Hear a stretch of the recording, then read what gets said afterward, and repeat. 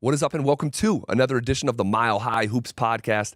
As always, I appreciate you spending a sliver of your busy day with me here on the pod, reacting to a whole heck of a lot.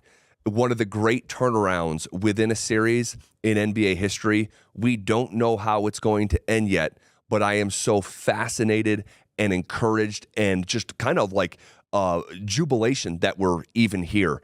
The last time that we spoke, I was really heavy-handed on the Denver Nuggets following that Game 2 loss. We talked about this on Thursday's episode, and we live in an era where we have short memories, and we also do revisionist history. And so many people are online on social media, and as if Game 2 and Game 1 didn't happen because Games 3 and Games 4 happened. And both things are true at the exact same time. That was one of the worst losses in the history of the franchise, and everyone deserved the heavy-handed criticism that came their way from people like myself who share opinions on the team. If you weren't that way, your tone wasn't really a reflection of how bad the product was. But now the shoe is on the other foot, and the Denver Nuggets, like that Undertaker gif, have raised back up from the dead and have their hands around the Minnesota Timberwolves' throat for a choke slam, okay? And a tombstone may be coming next for you WWE, old school WWF fans out there. Game 3 might be my favorite Denver Nuggets, well, I'll say this, it's like top 10 moment for me covering this team for 7 years because of how drastic it was. Like we went from the 5th worst loss by a reigning champion on their own floor to the 2nd largest playoff win in the history of the Denver Nuggets. That is some contrast. That is some juxtaposition. And it might be the starkest contrast game over game, and it is, right? Like we know this. We don't have to wonder. It is the starkest contrast game over game in the history of the franchise. And Nikola Jokic has taken over this series. Okay, Nikola Jokic has taken over this series, and this is why for months now I've referred to Jokic as a basketball artificial intelligence, basketball AI. I remember tweeting that a few months ago, and because he downloads what you throw at him. And this one may have taken a little bit longer than I'm used to, but AI's new, and maybe they're getting through the kinks. But the way that we first mentioned that phraseology together was when he was playing, I believe it was Victor Wembanyama, and he had to figure out what was needed within the game to be effective against the largest defender he has ever seen, the longest defender anyone's ever seen. So, and you're seeing Jokic so methodically switch up from games 1 and 2 to 3 and 4 in a way that is, I mean, this is why he's receiving his 3rd MVP on Thursday evening. All right, he has been the aggressor, he has been the puncher, and that coinciding with the changing of the whistle within the series has given the Nuggets a massive lift. It looks like two different teams from games 1 and game 2. And you could take it farther. From the first series combined with the first 2 games of this series, this is Denver Nuggets basketball. And it starts with Jokic, right? And when we talked last week, it was like, when you think of Denver Nuggets basketball, what do you think? If you close your eyes, and it's like, I'm thinking of an absurd connectivity, where years ago it was used to use the phraseology like their whole is greater than the sum of their parts, and now they have the best players. Where maybe 4 or 5 years ago when we were saying that wasn't the case. Well, now they have the best players, and they weren't playing with a sense of urgency. You could start there. Their compete level was horrible in games 1 and game 2, particularly in game 2. But it starts with Jokic's acceptance of the burden and leaning into it. And we are just seeing the best version of Jokic, which equal sign is the best version of the Denver Nuggets. It's not that hard of a story to follow, but it's a fun one to follow. I will tell you that, because what's coinciding with Jokic's takeover and the whistle changing, and that can't be minimized at all, because game 2 was the most physical basketball game that I can remember in this era of NBA basketball, let's say go back to the year 2000, I can't remember watching a game that looked like that. And being there personally, it resonated different than going back and watching it. It was absurd. I mean, the phrase prison ball has been thrown out there, and I don't like it was to a degree that played so much into Minnesota's hands. Well, now you're getting a tighter whistle. And who does that favor? The more skilled team. So the Jokic turnaround within the series, the whistle adjustment within the series, and then you combine that with a healthy Jamal Murray. Jamal Murray looks fantastic. Jamal Murray looks spry. He's dunking on the breakaway. He's finishing at the rim in ways that he was not in games 1 and game 2. So all this together, you're seeing actually who the Nuggets are. And we did not know what version of Denver we were going to get in game 3. And at the end of last week's episode on Thursdays, we're recording Tuesdays and Thursdays this year to keep it scheduled for a visual on social media and all our channels. I had the Timberwolves winning in a really tight one. The Nuggets responding and losing, I think I said like 96-91 or something like that. John Wooden had the quote, the old UCLA coach, the Wizard of Westwood. It was, basketball does not build character. It reveals it.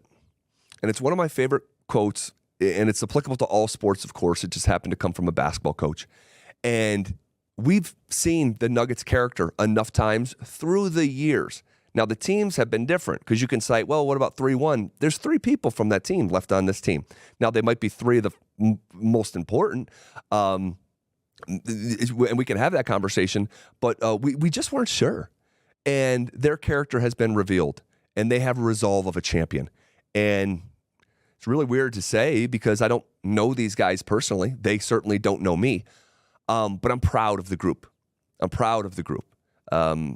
It felt inorganic reacting to the basketball we were seeing in games 1 and game 2. That wasn't who Denver was. And I'm just so happy and thankful that we've seen the real, like with the real Denver Nuggets, please stand up. They're on their feet. And game 5 is going to be played later this evening. Okay. So because of the schedule this year, this podcast, maybe the game has been played by the time that you're hearing this. Doesn't have great shelf life, and we're not going to go too much longer because of that. But we know that 83% of the time, when a series is tied 2-2, the winner of game 5 goes on to win the series. Not a lot of games left, right? And this type of math isn't that hard, right? It's first to 4 wins. You can get to 3 later this evening, and I'm guessing that they will. A couple other subplots within this series that I just want to touch on here. Just for fun, how brilliant was that sequence before halftime of Game 4? That was basketball pornography.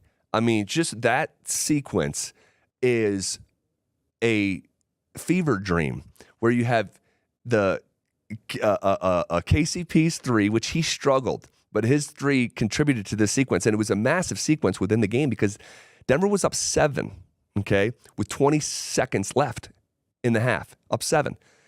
They're playing defense. Or excuse me, they're up 7 on offense. KCP makes a 3. Jokic has a steal and a full court pass to Michael Porter Jr. for a 2-handed dunk. And then their over-aggressive inbound pass from the Minnesota side ends up in the hands of Jamal Murray, and he just so happens to be in front of the TNT table, and he drills a 50-footer and the whole thing. That is one of my favorite sequences as a basketball fan that I've ever seen in a game that really, really, really mattered on the road, and he was the enemy, right, in Minnesota. So I just thought that I didn't want the podcast to go in. I know it's a couple days ago by now, but it didn't feel natural to not give that a mention because it made me just so happy. Like that's like, if they gave an ESPY, and I tweeted this in the moment, they gave an ESPY for like best basketball sequence, like that's the winner. Don't submit any others. And then finally here on the way out, this bench deserves so much credit. All right, and in the table setter before the series started, I was referring to the advantage that the Minnesota bench had, having the sixth man of the year and some other dudes that really play well for them historically this season off the bench. And I made this analogy that like the Nuggets bench was more of a shield. You're just trying not to get killed in the non-Jokic minutes. So don't suffer a gash that you bleed out from because you're on the brunt end of a 12-2 run that costs you in a game that you'll lose by 6 or whatever, right? So it's like more of a shield where Minnesota was more of a sword. They can do the gashing. Well, much like the vibes and the shoe is on the other foot flipping nature of the first 2 games to the second 2 games, is that the bench is now the sword for Denver, all right? And it's 3 guys, but one guy in particular, Justin Holiday. This guy has been an absolute revelation for that second unit.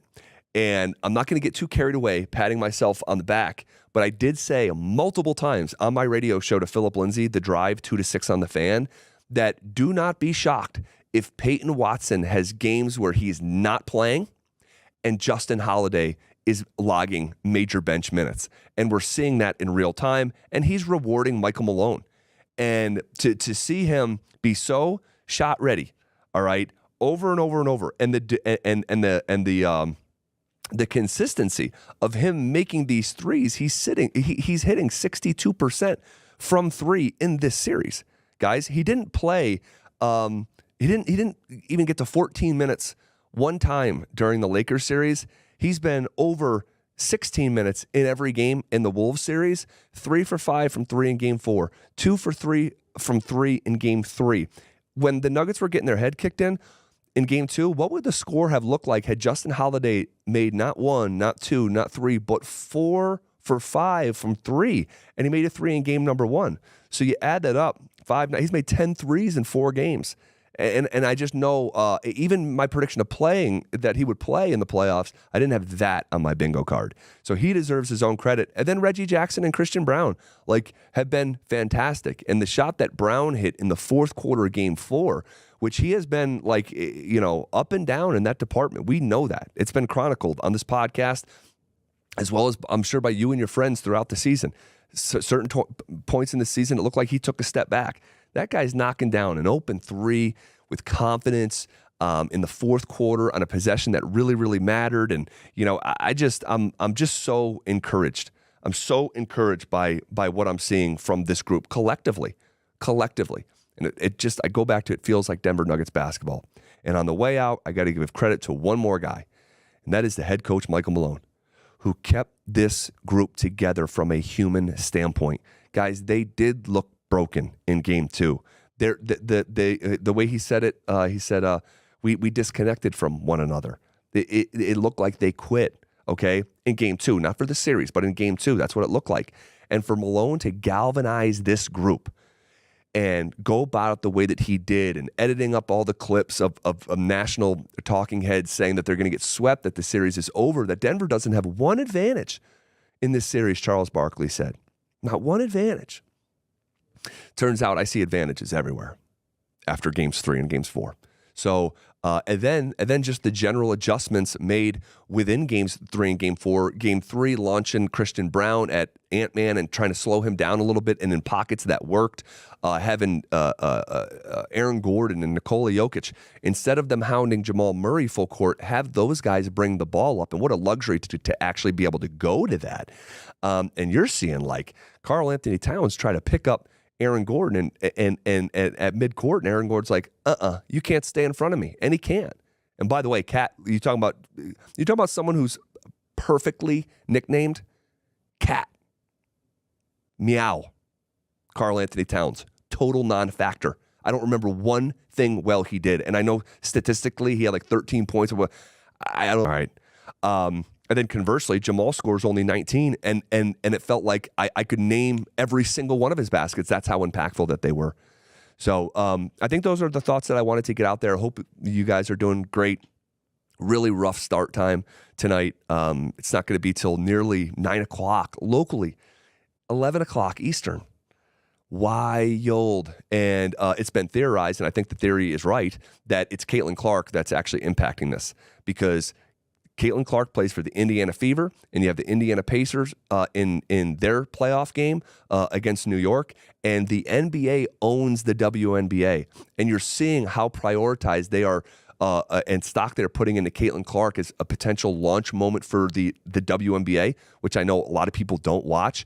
The NBA has cultivated this league for years for a moment like this, so they're pushing the Knicks and Pacers game back to give them that spot on ESPN, and then consequently, like the Nuggets are just, I don't know if you want how you want to phrase it, being disrespectful. Like Jokic is going to get his MVP at nearly 11 o'clock at night Eastern. So I'm it's frustrating. It's frustrating. But there's nothing I can do about it. They didn't ask me. So, all right, guys, we're going to leave it there. Hope you're great. Enjoy Game 5. Thank you for being here with me. If you think we deserve 5 stars on this podcast, give us 5 stars. We'd love that. Tell a friend. We're still trying to grow this podcast after 6 years. Well, you already know. Whatever happens in Game 5, we'll be back talking about it right here, the Mile High Hoops.